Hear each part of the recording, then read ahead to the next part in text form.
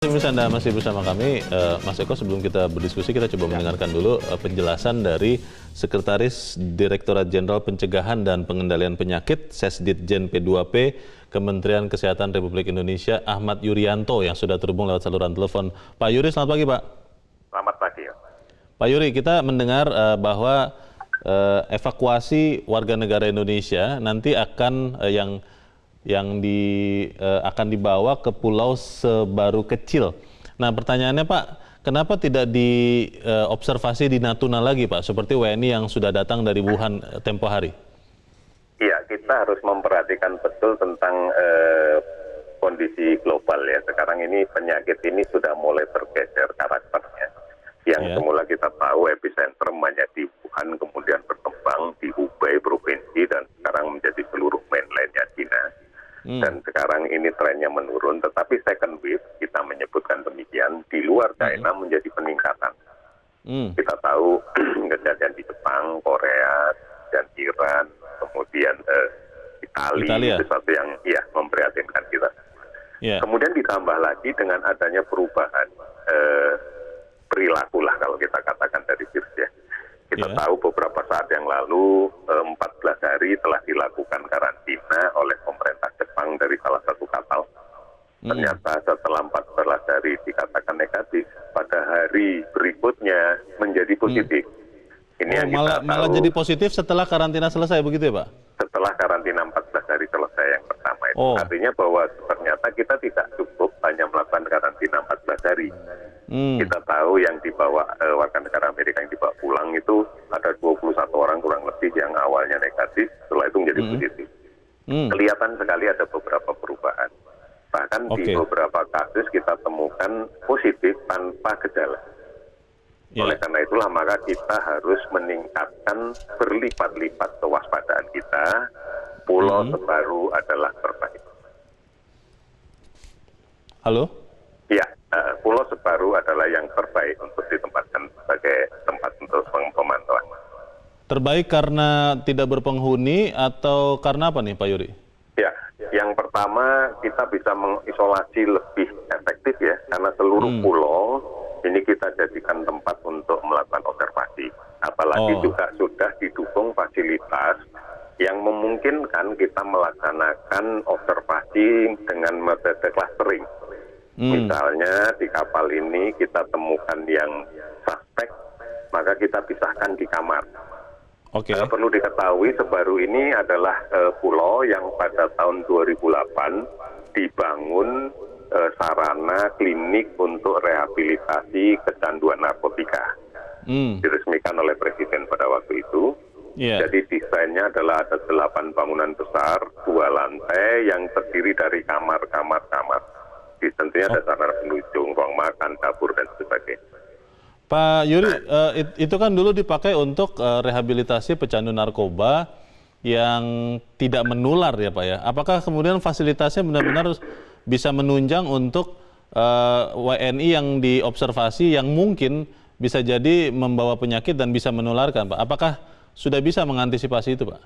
Ya, di dalam skop yang kecil kita akan nanti menerima seluruh saudara kita ABK ini dari Dreamworld. Begitu mereka masuk ke kapal yang akan untuk kita bawa, langsung kita periksa seluruhnya, termasuk kita periksa spesimennya.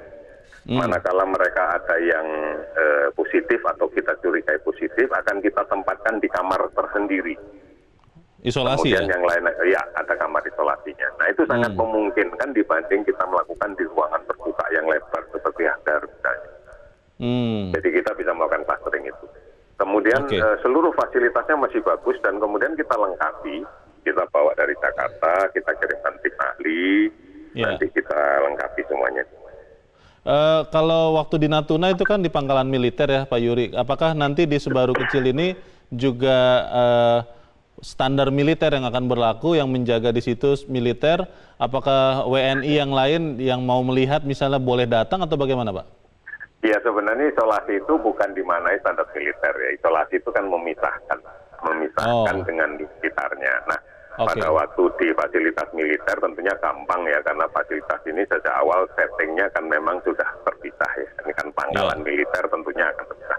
Nah kalau Iya. ini kan karena satu pulau di tengah laut ya, meskipun ada pulau lain, tetapi kalau jaraknya sih nggak dekat ya. Dan kemudian ini juga bukan destinasi wisata, kan tempatnya di paling utara itu. Kita nggak terlalu sulit. Dalam kondisi normal yang bergerak di sana hanya nelayan lokal, dan itu pun nggak ada masalah kan, mereka kan Oke. akan bermain di sekitar satu kiloan atau Baik. 1 mil lah dari situ. Berarti kalau mendengar penjelasan Pak Yuri tadi ada warga yang di akhir masa observasi 14 hari justru menjadi positif, bisa jadi nanti observasi di Sebaru Kecil ini lebih lama dari 14 hari, Pak Yuri? Iya betul, kalau kita lihat sekarang yang di Dreamworld di Diamond Princess Diamond ada. Princess. Iya, setelah 14 hari dan kemudian muncul kasus positif, maka argonya kita nolkan lagi, harus 14 hari lagi gitu. Oh, Nah ini supaya tidak seperti itu, maka begitu ada yang positif kita pisahkan. Kita cegah dia kontak dengan yang lain, sehingga pada saat yang lainnya sudah selesai 14 hari, udah bebas, Yeah. tetapi dia akan kita mulai argonya gitu. Jadi nggak usah harus Oke. semua. Makanya inilah yang Oke. dikatakan perlu clustering. baik. Baik, kita berterima kasih Pak Ahmad Yuryanto sudah mendengar penjelasan lengkap dari Bapak. Semoga warga negara kita bisa ditangani dengan baik di Sebaru Kecil nanti. Pak Yuri, terima Baik, kasih Pak ya, sudah ya, bergabung kita bersama berikan yang editorial terbaik. Media Indonesia. Selamat pagi. Selamat pagi. Mas Eko, kalau kita dengar penjelasan sudah Ya.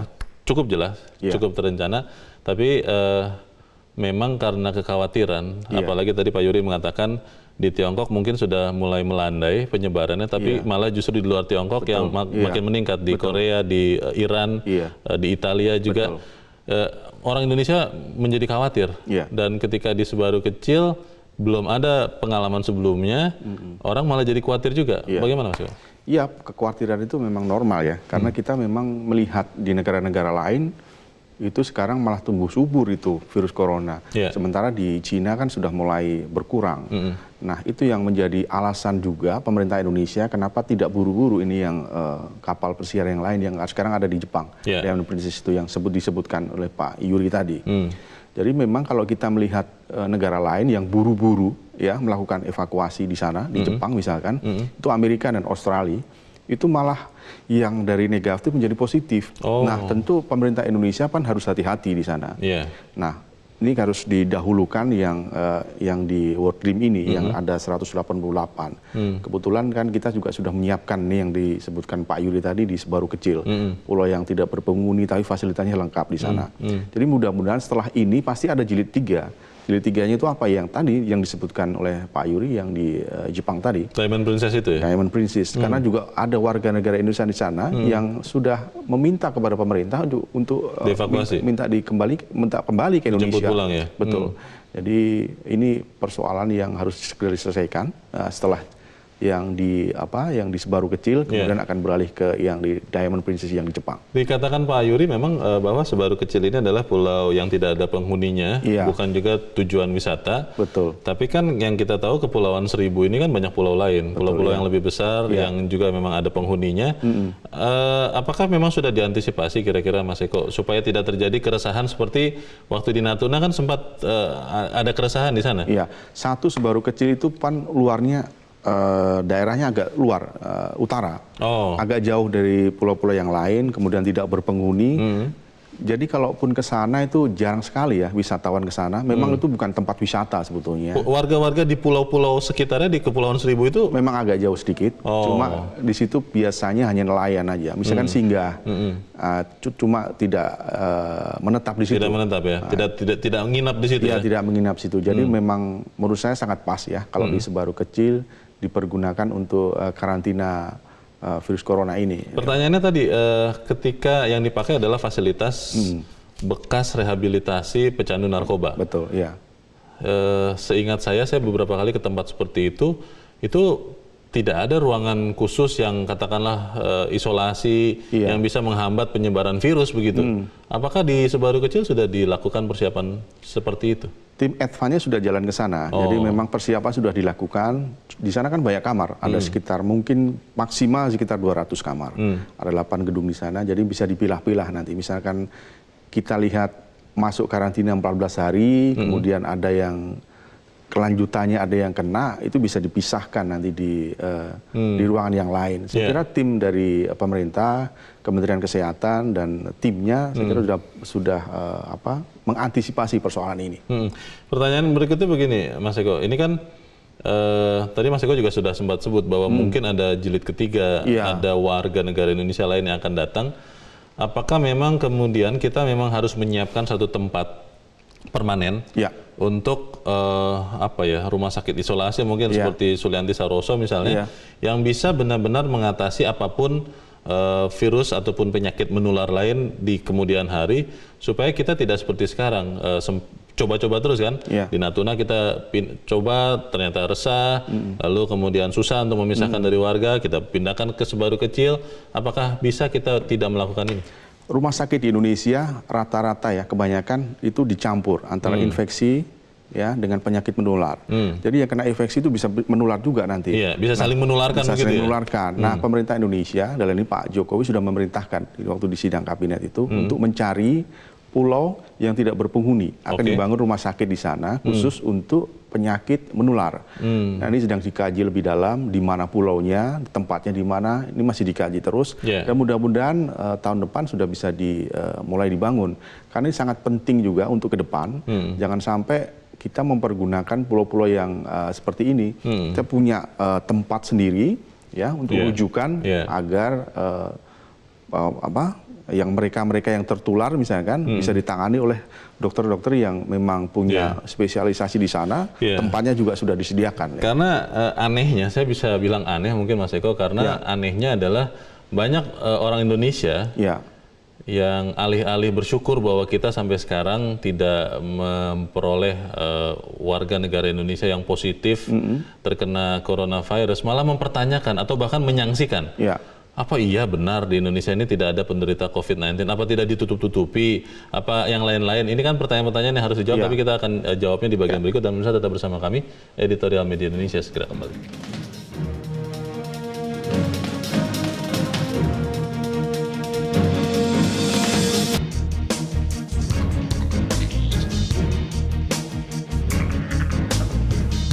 Terima kasih pemirsa, Anda masih bersama kami di Editorial Media Indonesia. Mas Eko, coba kita dengarkan dulu ya pendapat dari masyarakat, pemirsa Metro TV terkait dengan kesiapan karantina teman-teman kita. Kita sudah terhubung dengan pemirsa Metro TV di Jakarta, ada Pak Nugroho. Pak Nugroho, selamat pagi Pak. Selamat pagi Mas Eko, selamat pagi Bung Leonard. Selamat pagi Pak Nugroho, silakan Pak pendapat Anda. Tuhan dan alam ini telah menetapkan keseimbangan hidup yang tidak bisa dibantah. Ini hukum utamanya adalah adanya keseimbangan yang dinamis dan dialektis dalam kehidupan itu sendiri. Termasuk di dalamnya wabah virus dan bencana alam ini adalah untuk mencari keseimbangan baru baik karena ulah manusia maupun karena alam. Nah, sekarang virus corona ini telah menghantam rakyat Cina dengan sekian puluh ribu dan sekian ribu mati. Berapa persen itu? Tetapi apa yang dikatakan Pak Juli tadi benar. Orang yang segera mengangkut orang yang terkena itu pulang ke masing-masing, sekarang menerima akibatnya karena belum diketahui misteri daya tahan inkubasi dari vaksin itu. Sekarang di Italia yang cuma 250 mati berapa itu? Korea mati berapa? Jadi ini dahsyat. Nah, Indonesia yang katanya belum tercemar, harusnya hati-hati kalau belum ketemu. Sebab ini bisa menjadi varian yang lebih dahsyat. Sehingga kehati-hatian untuk menangani para korban corona ini harus double. Pemerintah sudah tepat dengan Natuna kemarin. Sekarang dengan Sebaru Kecil. Nah ini harus hati-hati. Jadi kalau ini tidak hati-hati, kita tidak sanggup seperti China menghadapi rumah sakit, membangun rumah sakit 10.000 dalam tempo 1 minggu, 10 hari itu tidak mungkin kita. Ini harus hati-hati banget ini, karena ini bahaya banget. Baik. Terima kasih Pak Nugroho di Jakarta untuk pendapat Anda Pak. Selamat pagi. Di belakang Pak Nugroho ada Pak Sunoto di Cirebon, Jawa Barat. Pak Sunoto, selamat pagi Pak. Halo. Pak Sunoto, selamat pagi. Kelihatannya masih belum tersambung, kita akan coba menghubungi Pak Bambang Saptono di Surakarta, Jawa Tengah. Pak Bambang, selamat pagi Pak. Ya, selamat pagi Metro TV dan selamat pagi saudaraku bangsa Indonesia. Selamat pagi, silakan Pak Bambang. Wabah ganas virus corona dari Wuhan, Cina hingga pada hari ini 26 Februari 2020 telah menelan korban meninggal dunia sebanyak 2.700-an orang. Padahal Mas, pada 16 Februari 2020 yang lalu, jumlah korban meninggal dunia sebanyak 1.665 orang. Sehingga dalam kurun waktu 10 hari terakhir ini, jumlah korban meninggal dunia yang diakibatkan oleh virus corona telah bertambah seribuan orang. Nah, untuk korban meninggal dunia akibat virus corona di luar Cina, sudah ada 7 orang di Italia, 7 orang di Korea Selatan, bahkan ini ada 50 orang di Iran, dan ini sudah menjalar di 25 negara. Nah, bahwa wabah virus corona ini, Mas, ini benar-benar sangat ganas, yaitu mudah menular, mematikan, dan susah untuk penyembuhannya. Oleh karenanya, kami sangat mendukung langkah-langkah pemerintah Indonesia di dalam menghadapi ancaman wabah virus corona dalam upaya melindungi rakyatnya secara sigap dan profesional. Begitu pula terkait dengan rencana pemerintah untuk mengkarantina 188 WNI anak buah kapal Dream. Sekalipun sudah dinyatakan negatif atau tidak terinfeksi virus corona oleh otoritas pemerintah Hong Kong, akan tetapi pemerintah Indonesia tetap hati-hati dan benar-benar untuk memberlakukan proses karantina untuk observasi. Baik. Ide yang sangat bagus apabila tempat karantina untuk 188 ABK tersebut tidak ditempatkan di Natuna, akan tetapi berada di Pulau Sebaru ya Mas ya, Sebaru kecil di Kepulauan Seribu, DKI Jakarta. Di mana di Pulau Sebaru tersebut, Mas, sudah ada bangunan gedung yang bisa disulap untuk sebuah rumah sakit dengan fasilitas yang lengkap. Ya, terima kasih. Baik. Terima kasih Pak Bambang di Surakarta, Jawa Tengah. Di belakang Pak Bambang ada Pak Sunoto. Kita coba lagi Pak Sunoto di Cirebon, Jawa Barat. Pak Sunoto, selamat pagi Pak. Selamat pagi Leo. Oh, selamat pagi Pak Sunoto. Betul, persiapan karantina ini hukumnya mutlak alias absolut, ya kan. Dan memang yang paling bagus adalah milih pulau kosong. Tapi pulau kosong itu yang pertama tidak ada penduduknya, tapi prasarana dan sarana yang pokok, misalnya air. Kemudian yang kedua tempat pendaratan, kendaraan darat, laut, udara itu juga harus ready. Ya. Kemudian kami dari pengusaha yaitu akan menyelenggarakan pameran 12 sampai 15 Maret di Kemayoran. Ini terpaksa kami pospon sampai September Oktober karena gejala corona ini luar biasa. Jadi Bang Leo, pemerintah ini yang namanya antisipasi persiapan karantina ke jilid 2 ini harus benar-benar perfect, profesional dan komprehensif. Ini sangat ditunggu oleh rakyat karena ini apa? Ini urusan dunia dan urusan nyawa. Terima kasih. Terima kasih Pak Sunoto di Cirebon, Jawa Barat. Selamat pagi Pak.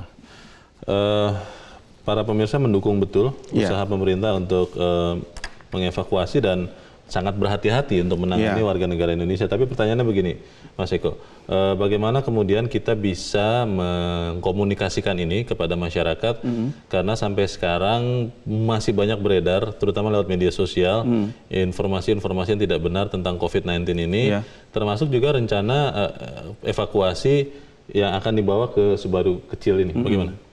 Ya, informasi ini harus terus diupdate ya, terutama di Kementerian Kesehatan, bahwa sebetulnya kalau ditangani secara benar memang tidak akan ada apa-apa nanti teman-teman WNI ini yang akan diberangkatkan ke Sebaru kecil. Jadi tidak ada masalah lah sebetulnya masyarakat menangani persoalan ini. Kalau cemas itu biasa saja lah. Jadi wajar saja. Jadi ketakutan itu memang ada. Tapi kalau saya lihat di yang jilid pertama kan sukses itu yang di Natuna. Mudah-mudahan ini juga bisa tertangani dengan baik.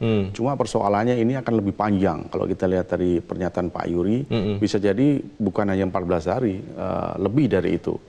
Jadi itu pun harus kita patut dukung karena ke depan jangan sampai nanti setelah dinyatakan negatif, kemudian setelah 14 hari jadi ada seperti yang di yang di Jepang tadi. Nah, itu memunculkan pertanyaan saya juga, Mas Eko. Kalau kemudian teorinya dan sudah terbukti di Natuna 14 hari bersih, kemudian bisa pulang. Tapi ternyata kan ada di hari ke-15 tadi kata Pak Yuri yang baru terbukti positif. Iya, betul. Nah, ini berarti apakah kemudian pengetahuan ataupun standarnya nanti apakah 14 tambah 14 hari atau seperti apa nanti?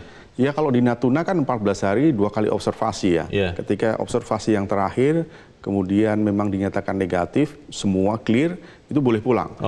Nah, yang persoalan yang sekarang ini kan kita mengacu kepada yang di Diamond Princess itu. Itu 14 hari, Jepang kan sudah juga melakukan hal ini.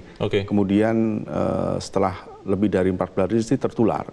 Nah, ini yang harus diantisipasi oleh pemerintah kita, Kementerian Kesehatan, jangan sampai nanti setelah di Sebaru kecil sudah dikarantina, kemudian keluar jadi positif. Pertanyaannya nanti coba kita bahas di bagian berikut, Mas Eko, bagaimana kita menyiapkan sesuatu yang lebih permanen, karena begitu banyak juga orang-orang Indonesia yang menjadi diaspora di sekian negara, kalau sampai ada kejadian seperti ini lagi, kita tidak tergopoh-gopoh, tapi kita harus jeda dahulu dan tetap bersama kami, Editorial Media Indonesia segera kembali.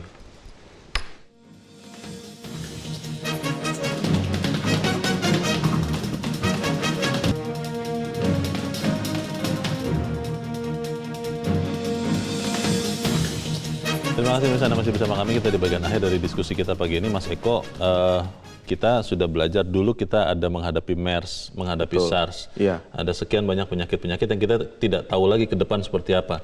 Bagaimana kita memastikan ada satu rencana permanen, ada satu rumah sakit yang permanen juga misalnya, untuk mengantisipasi hal-hal serupa di masa depan? Ya, rencana pemerintah itu harus kita dukung dan harus segera direalisasikan ya. Di mana pulau terluar itu, di mana tempatnya, ya kalau bisa sih jangan jauh-jauh lah dari Jakarta, karena kan Jakarta itu pusat pemerintahan, pusat ekonomi. Saat ini loh, nanti kalau ibu kota udah pindah bagaimana? Ya, maksudnya tuh bisa lebih cepat tertangani. Bisa jadi mungkin di pulau-pulau yang di Kepulauan Seribu juga banyak yang yang kosong, bisa dipakai di sana untuk rumah sakit yang khusus untuk penyakit menular. Jadi rencana ini sudah dibicarakan di pemerintahan, di kabinet, dan harus segera dieksekusi, karena mungkin kita nggak tahu ya kapan lagi ada virus-virus seperti ini. Kita nggak tahu perkembangan teknologi, perkembangan kedokteran, perkembangan medis yang ke depan. Tahu-tahu ada virus apa namanya lagi yang mungkin lebih hebat lagi daripada corona. Jadi pemerintah harus segera mengantisipasi. Jepang, Korea, Cina kan sudah melakukan hal itu, memisahkan antara penyakit menular dan penyakit infeksi. Kalau di Indonesia kan sekarang digabung, jadi bisa orang yang infeksi bisa tertular, penyakit menular, dan lain-lain. Nah, ini harus dipisah, kemudian segera harus dieksekusi lah menurut saya. Terkait dengan COVID-19 ini, masih jadi ancaman yang nyata. Betul, kita bersyukur bahwa Indonesia sampai sekarang tidak menjadi negara yang positif terkena penyebaran corona. Tapi apa yang bisa kita lakukan untuk membuat kewaspadaan ini tetap tinggi? Karena orang Indonesia kan sering disebut mudah lupa, Mas. Ketika informasi tidak begitu masif, akhirnya kewaspadaan mengendur, amit-amit ya. Jangan-jangan kita menjadi negara yang tersebarkan corona juga. Bagaimana? Iya, betul. Ada 25 negara sekarang yang terkena kasus ini. Indonesia memang belum ada. Cuma Indonesia ini kan terbuka sekali, Leo. Dari mulai Aceh sampai Papua ini bisa, pintu masuknya bisa kemana-mana. Banyak sekali ya. Ya, apalagi kalau dari Cina itu bisa direct kemana-mana. Bisa ke Manado, bisa ke Bali, bisa ke Jakarta, bisa. Tentu harus ada antisipasi dari pemerintah. Kedua, warga negara Indonesia itu juga harus mulai update lah kira-kira gitu ya. Panduan dasar untuk mengantisipasi persoalan-persoalan ini, corona maksud saya. Kebiasaan cuci tangan misalnya itu terus ya harus terus cuci tangan sebelum melakukan kegiatan, setelah melakukan kegiatan. Kalau ada sesuatu yang bisa menular, misalnya kita harus pakai masker dan lain-lain, itu harus terus diedukasi oleh pemerintah hingga masyarakat tidak lupa bahwa penyakit menular itu bisa menimpa siapa saja.